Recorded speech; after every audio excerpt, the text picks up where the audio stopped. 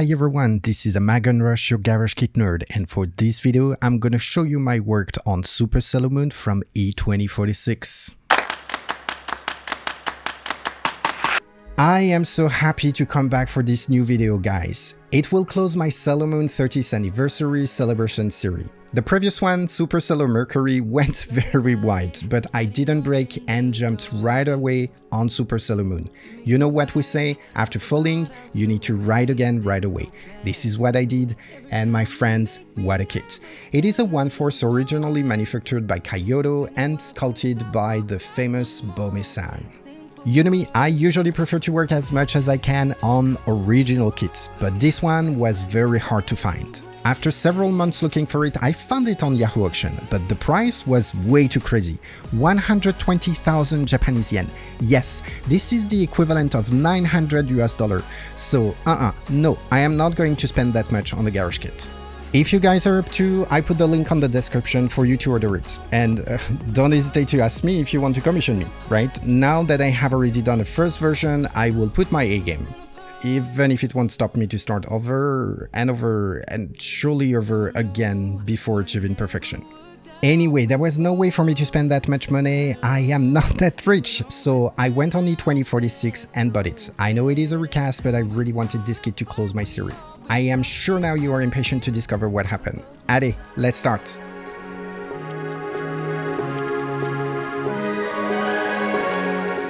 As usual, before doing anything to your garage kit, I first thoroughly check all the pieces. And when I say I am thorough, I am really thorough. You should have seen how many times I just looked very fast and lost, broke pieces, or even didn't really understand how I will work on the kit, which brought me in very difficult situations.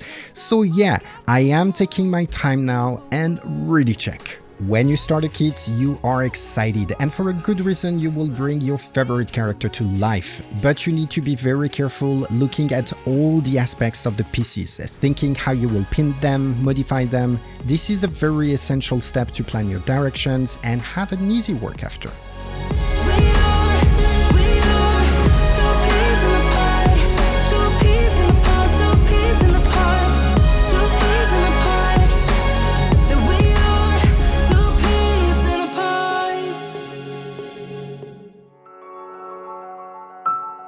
Now that I know what I want to do with this kit, I will start securing the pieces and make sure they are holding correctly together by pinning them. I will also do some modifications because this is a great kit, but there are few things that I want to change.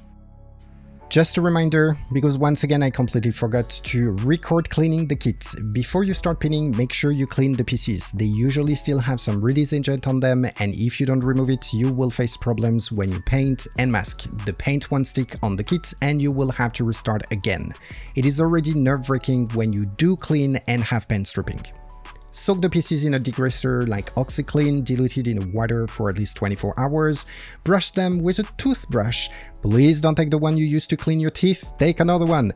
And once this is done, soak it again in some water for 24-48 hours. And then you are set.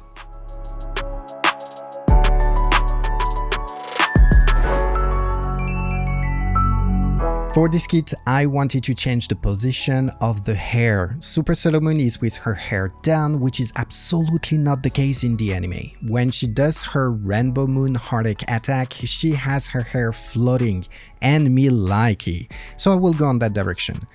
I guess Bome-san did it to keep a balance with the kit and reduce the space it will take, but I don't care. I want to stick to the anime on this one. To do it, I use my circle saw and cut the hair bun from the rest of the hair. I'd also try not to cut my fingers in the process. These are nasty tools and you easily lose control. It can just go everywhere in a heartbeat. After that, I reposition the tails and make sure it looks natural.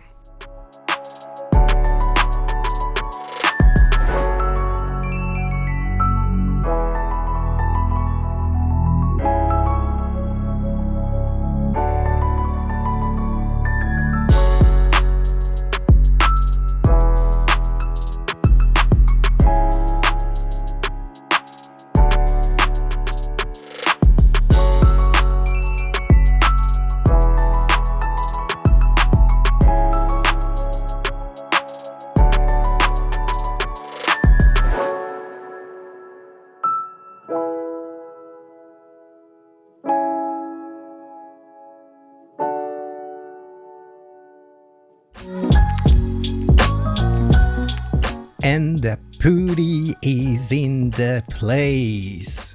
I really love working with polyester putty. It is easy, fast, and my god, the smell. I think I am addicted to it, guys. I remember the first time I used polyester putty, I found the smell very strong, but now, yeah, baby, give me more. Okay, I maybe think I have a problem here. Not for later, tell my therapist I might need help. Awkward moment. Let's go back to our kit and forget about what just happened, okay? Okay, so the putty is here to remove all the horrible gaps between the pieces and make sure everything connects correctly. You know the drill now. Before applying it, you make some grooves on the pieces for the putty to stick better. Then you apply it. Don't hesitate to put a nice amount. Here, for example, the gaps were quite big, so I needed to use a lot of putty. Once this is done, you put some Vaseline to the other piece to avoid the putty to stick, and then you press. If it works correctly, you should see the paste going outside. Let it dry a little, like 5 minutes, and then remove the excess with a toothpick.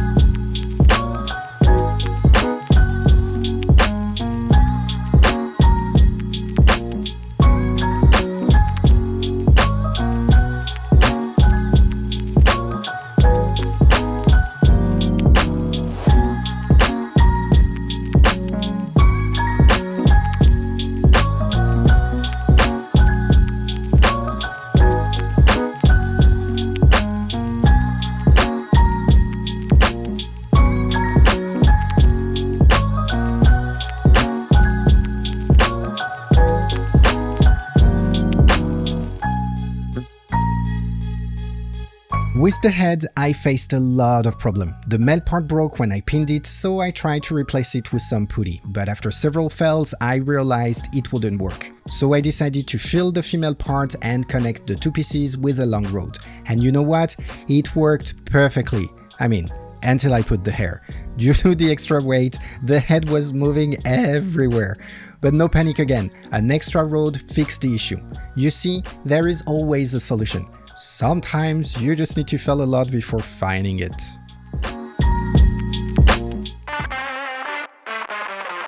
It is now time to sand this kit and get rid of all those seam lines, excess of putty, and give the right shape to those long hair. As there was a lot of Vaseline used, I make sure I remove it with some IPA to have a nice and dry surface. Once this is done, I can start sanding. I start to have quite a collection of tools for sanding, and the last acquisition I made a few months ago is this amazing scraper. It is really useful for removing the seam lines and it is really precise. I control more and more the tool and I can tell you it really helps me to go faster. Sanding is really not my jam, so I always look for new tools that will make me go faster. And if you have any suggestions, please let me know. I will look at it and surely buy it. Even if sanding is a pain, it helps to have a very smooth surface on the kit and also remodel some specific area. These steps consist to remove all the imperfections by scratching the surface of the resin with paper that have grain. Depending the type of imperfection, I will use different level of grain. I usually go from 200 to 600 for the resin, and for the clear parts I go up to 4000. The higher the number, the finer is the grain. Going higher than 600 is ready to polish and only necessary for clear parts. I sometimes start with a grain of 180 or lower, but this is here to change the shape of the piece. I really not recommend you guys to do it except if you know exactly what you are doing. If you start with a very low grain, you might alter the piece and end up with too much resin removed and a weird shape. It is not the end and you can always fix it, but if you don't need an extra step, this is better.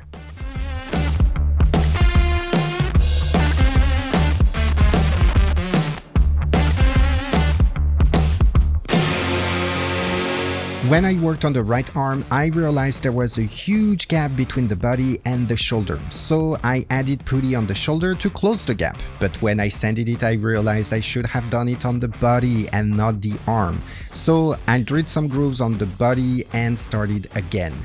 Yeah, the story of my life. Doing things over and over and over and over.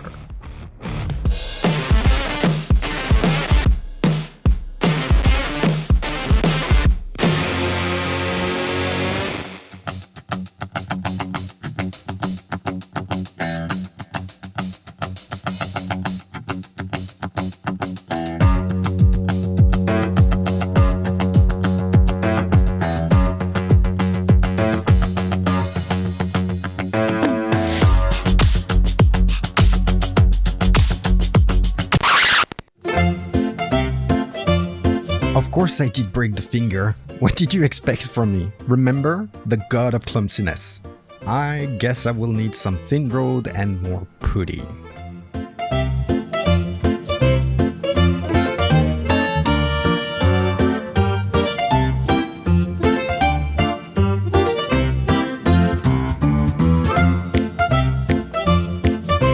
Done. But before continuing, let me clean this mess. So much sanding paper, my god.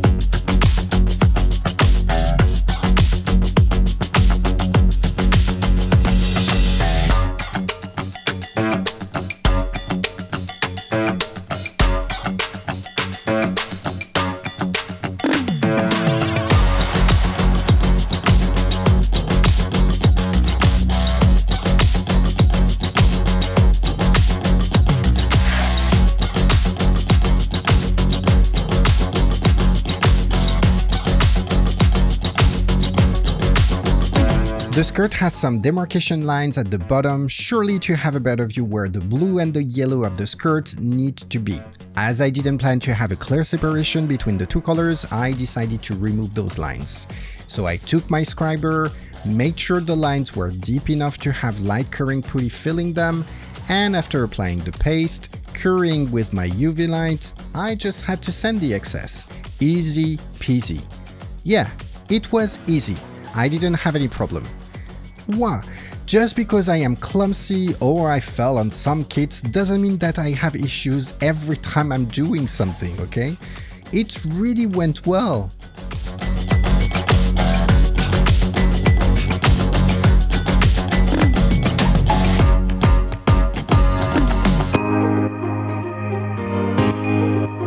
I kept the most interesting for the end, the work on the hair. First, I wanted to merge all the pieces together. Normally, each tail is made by two pieces, but as I didn't want to have any connection lines, I decided to merge them. It will come back bite my ass when I will pen them. Yeah, it is very long, very heavy, and there is not so many parts you can grab easily, but you will see later what I mean. The second thing I needed to do was to change the twists of the tails. As I changed the position for the hair to float, the connections were not matching anymore, so I needed to add putty to create more surface and remove some parts of the existing resin to make sure it looks natural.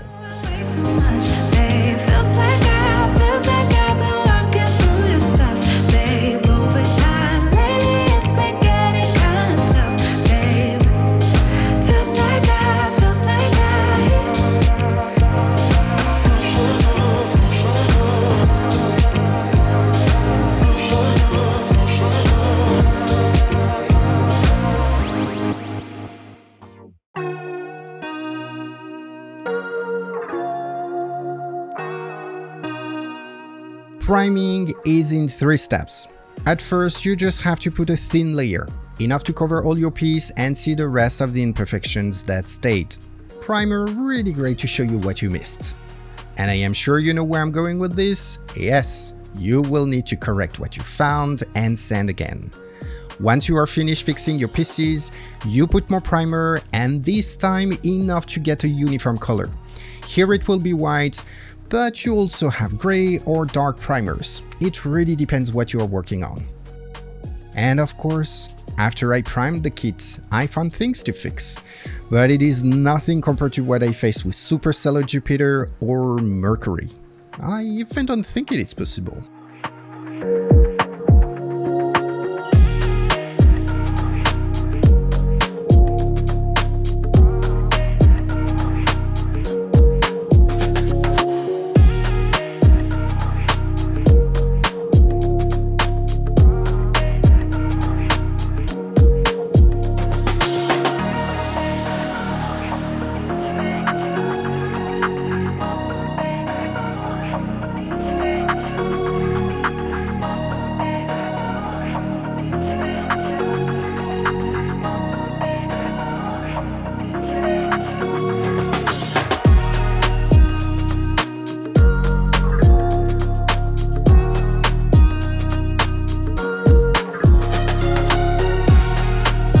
One thing that might help you guys when you prime.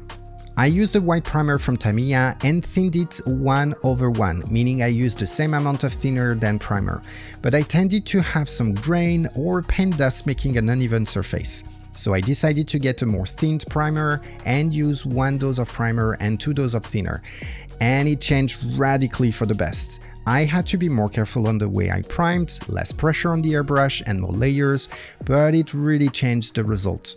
So don't make the same mistake as I did. Don't use a primer that is too thick.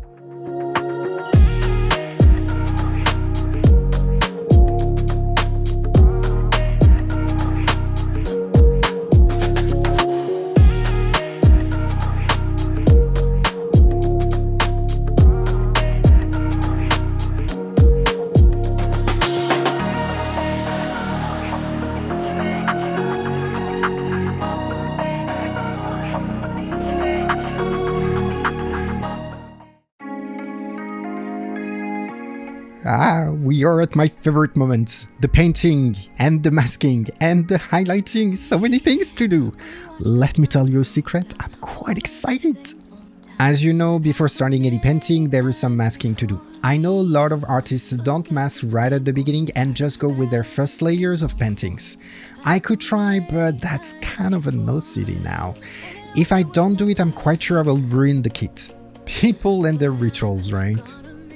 I always start by painting the skin. For the Sailor Moon series, I used the Motocolor Pro Mix 3 steps. Step 1 is Flesh Shadow Orange to highlight the shadows. Step 2 is Bright Flesh to give the color of the skin. And step 3 is Flash Effect to put a clear peach color coat to finish the skin effect. There is so many possibilities when you paint. I mean, between the lacquer, enamel and acrylic, the different brands and their kits, it is really fun. I remember when I started doing model kits, I just went with Tamiya acrylic. I was not comfortable with the rest and preferred to go with the least complicated. And then I discovered other brands and new techniques where today I can say I am quite diverse and it brings way more life to my figures. Just the skin steps, for example, this is something I wouldn't have tried before and my kits were quite blunt, to be honest. My point is, don't hesitate to try. You will fail, but you never progress otherwise, and failing is the best to learn. Don't be afraid. If you want to try your first kit, go ahead. I know it might seem frightening, but you will have so much fun. But I need this night for the last time. Stay, stay.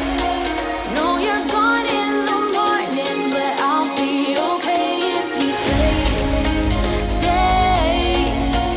No, you're gone in the morning. For the transparent parts, the back bow and the shoulders, I decided to have a gradient from an opaque base to a tail that is transparent. As I have some pin, I needed to hide it and this is the easiest. For the color, I wanted to have a silky effect and stay in some kind of a pink tone. So I took my SMS pearls and used lilac purple for the shadow and pink champagne for the main color. Pink champagne has some gold reflections that gives this silky effect, and I can tell you, I really like the results. I'll be okay. We watch the sun go down over the same old town. Stay, stay. No, you're gone in the morning, but I'll be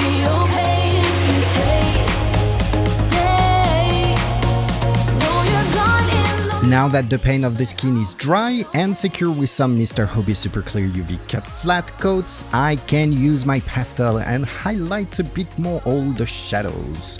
I use Faber-Castell as the quality is really amazing. What I like here is that I can mix the colors together to have precise tones. I have 48 colors, which is already good, but sometimes it is really necessary to mix, otherwise it can mismatch with the color of your paint and it will be a shame. Remember, you need to use dry pastels or else it will make a mess on your pieces and you will have to start over. And because it is dry, you also have to put other layers of clear coat on top. If you don't do it, the highlight will fade away in no time as it doesn't really stick to the surface.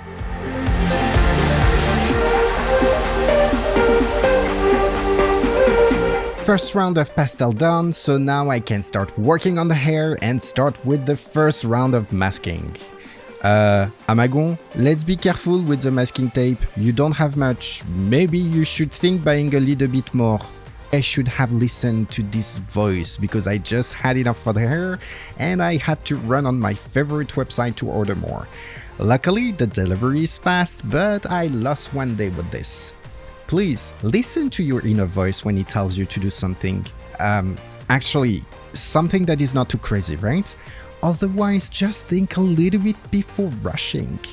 Yes, I talk to myself. I mean, voices in my head talk to me. For the hair color, I wanted to do something different than with Supercell Venus. With her, I went on a very yellow color, but for Sailor Moon, I wanted to have something that is a little bit more natural. So I opted for Mr. Hobby Radom. It is a perfect color base for blonde people.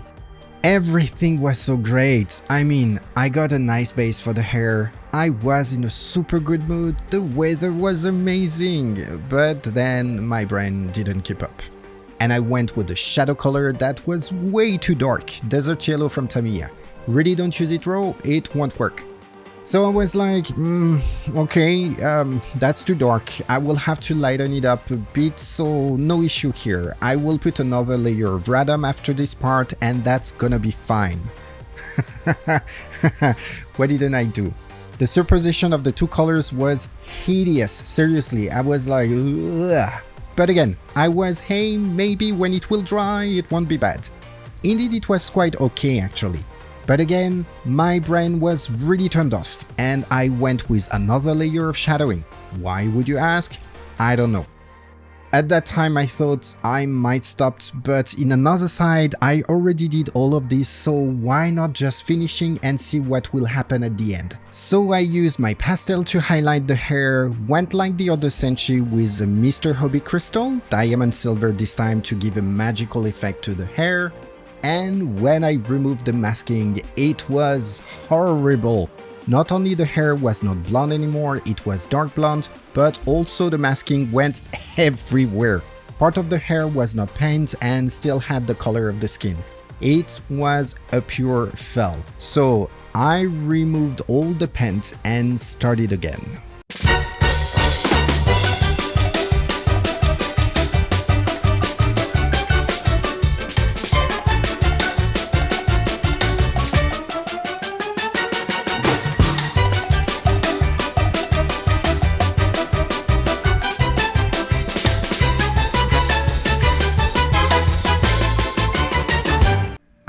Bah voilà, not bad, right?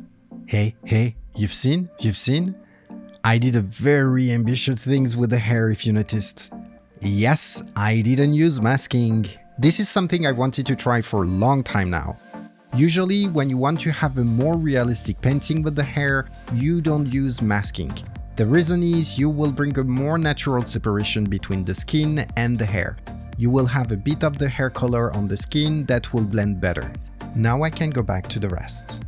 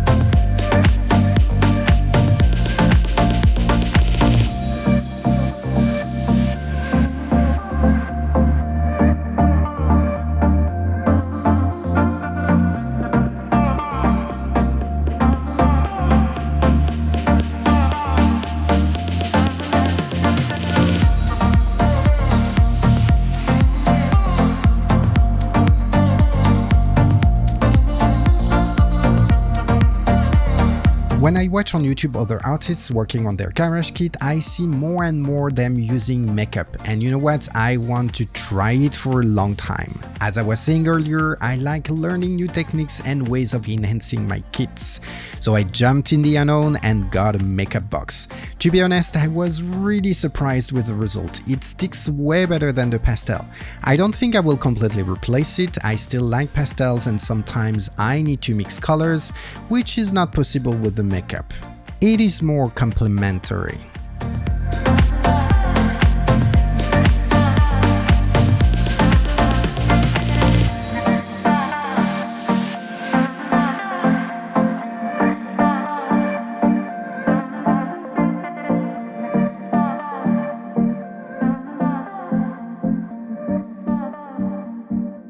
For the skirt and the scarf, I want to follow the same pattern as in the manga. I want to have the blue blending with the yellow and have a nice green gradient effect. If you remember earlier, I explained you I filled the demarcation line in the skirt and that's why.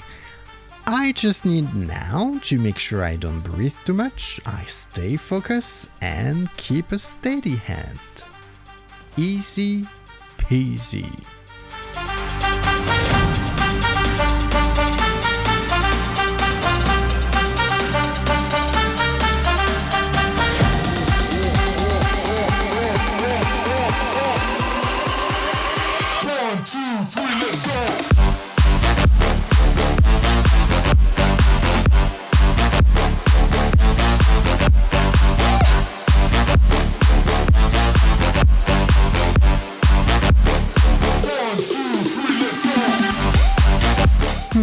Something shouldn't be here. Allez, let's remove it and continue.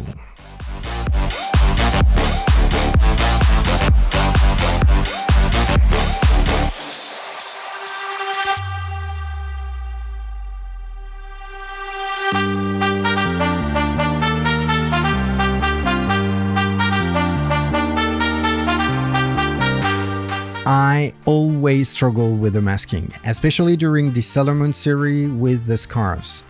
I decided then to try something new again. Damn, this video is based on new experiences. Using masking soul and some sticky tack. I have seen it several times on YouTube and wanted to see if this is really as efficient as it seems. For sure, it is longer to apply, but the results are way better. I had the feeling I control it more and had less retouch to do at the end. So for me, this is a win and I will continue using it.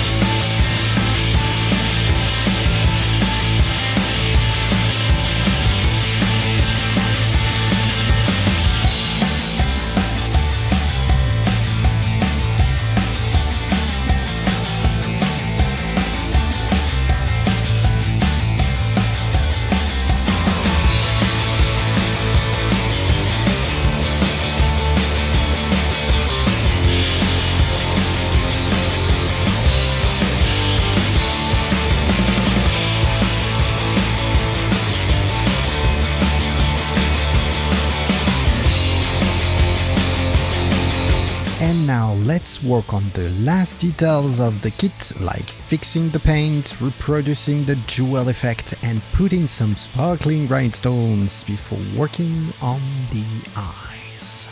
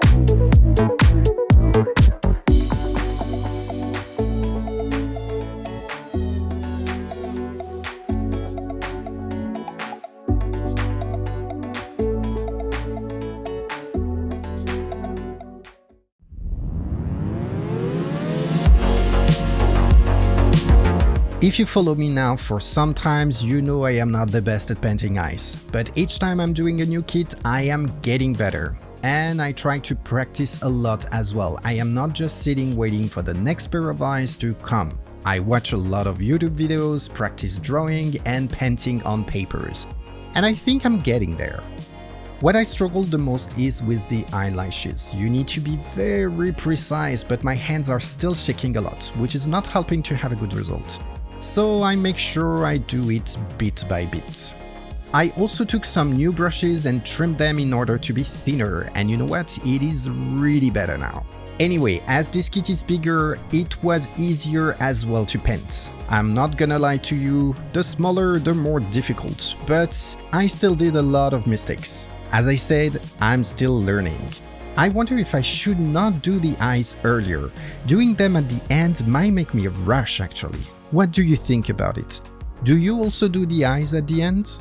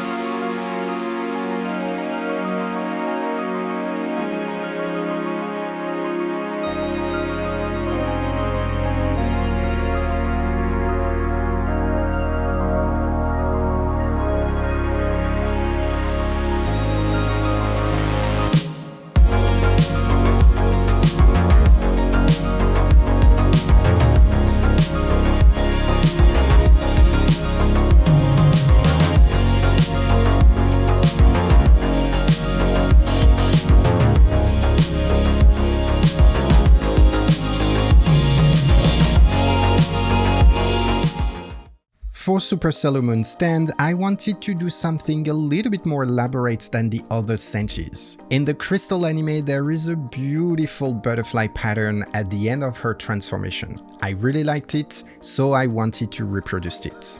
I first drew the pattern and then printed it. At that time, I really didn't know how I would do the painting.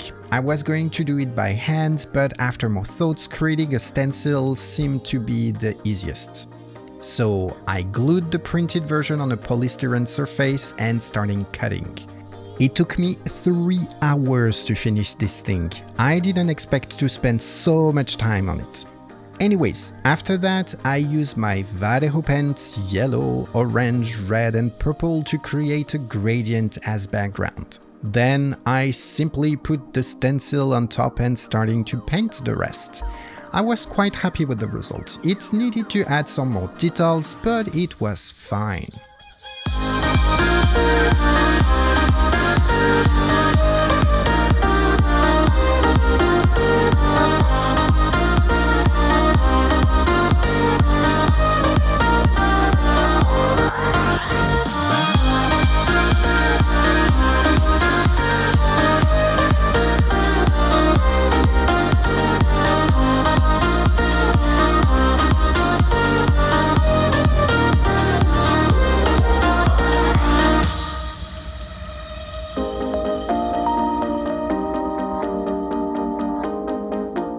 Now, let's assemble everything before we took some nice shots of this lady.